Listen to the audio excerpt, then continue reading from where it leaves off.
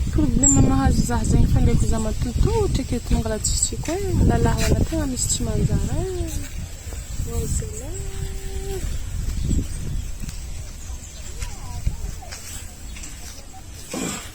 Akory mana toy ato? Tsara foana lalahy Azo vigaragana hoy? Agnarako ndraiky Blandine fa Blandine. Babody agnaran'zavady kana Babody. Tsy zany baka zifo za isaka za mandeha vanga menaka foany mahitana matotra aketo fô. Ana wi tiako Voilà.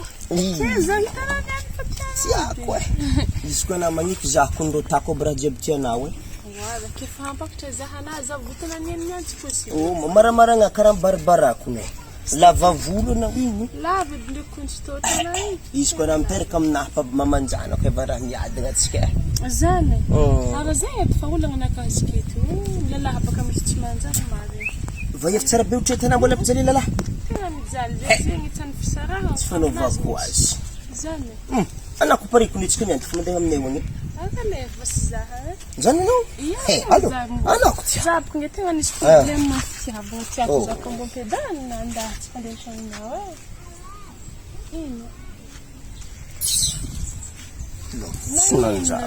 Ndao Karaha zaha lenao zay na ko ampedaninao ino ma raha tsy tiana mipôzina akaziketo